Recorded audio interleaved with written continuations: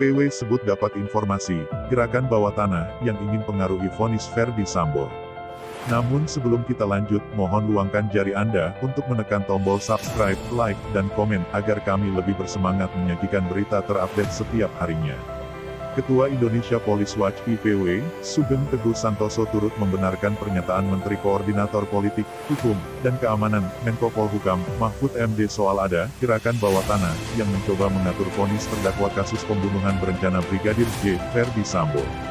Sugeng mengatakan IPW mendapatkan informasi serupa dan ada dua pihak yang sedang berseteru dalam gerakan bawah tanah itu. Saya bilang itu benar, kita pun mendapat informasi seperti itu ya. Ini dari dua belah pihak, ujar Sugeng saat dihubungi, Jumat tanggal 20 Januari tahun 2023.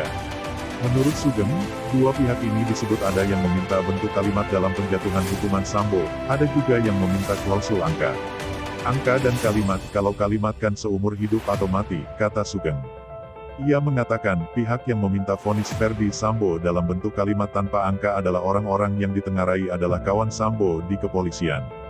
Kalau yang dengan angka itu tentunya perjuangan dari pihak Sambo, karena dengan angka dia berharap nanti bisa dapat remisi segala macam dan dia bisa melanjutkan hidupnya secara normal.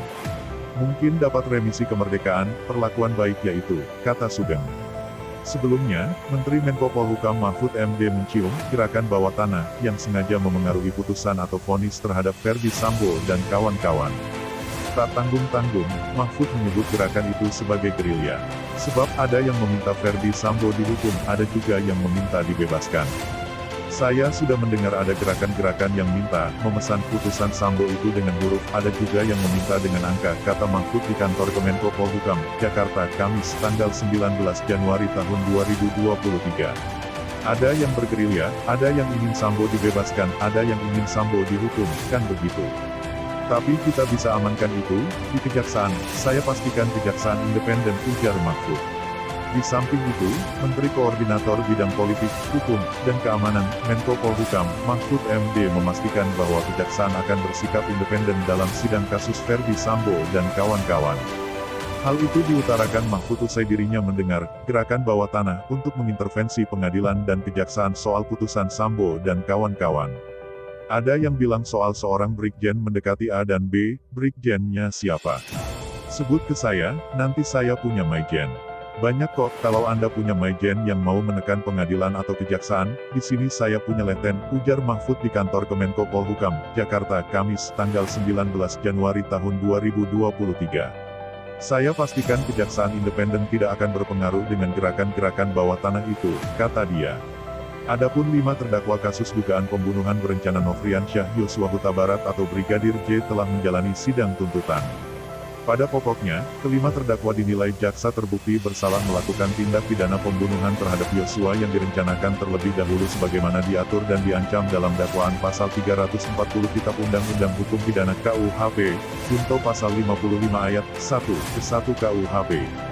Asisten rumah tangga Art Verdi Sambo, Kuat Maruf, menjadi terdakwa pertama yang menjalani sidang tuntutan yakni pada Senin, tanggal 16 Januari tahun 2023. Kuat dituntut pidana penjara 8 tahun. Setelah Kuat, giliran Ricky Rizal atau Bribka RR yang menjalani sidang tuntutan. Sama dengan Kuat, mantan ajudan Verdi Sambo itu dituntut pidana penjara 8 tahun. Selang sehari atau Selasa, tanggal 17 Januari tahun 2023, sidang tuntutan dengan terdakwa Verdi Sambo digelar. Mantan Kepala Divisi Profesi dan Pengamanan, Kadif Propam Polri itu dituntut hukuman pidana penjara seumur hidup. Istri Verdi Sambo, Putri Chandrawati, menjalani sidang tuntutan pada Rabu, tanggal 18 Januari tahun 2023. Oleh jaksa, Putri dituntut pidana penjara 8 tahun. Richard Eliezer atau Baradae menjadi terdakwa terakhir yang menjalani sidang tuntutan pada Rabu, tanggal 18 Januari tahun 2023, siang. Mantan ajudan Verdi Sambo itu dituntut pidana penjara 12 tahun. Sedangkan Richard Eliezer dituntut 12 tahun penjara dan otak pembunuhan Verdi Sambo dituntut seumur hidup. Nah, bagaimana menurut kalian? Itu saja yang dapat kami sampaikan. Jika ada salah kata mohon dimaafkan, karena kesalahan datang dari saya pribadi, yang tak luput dari salah dan dosa.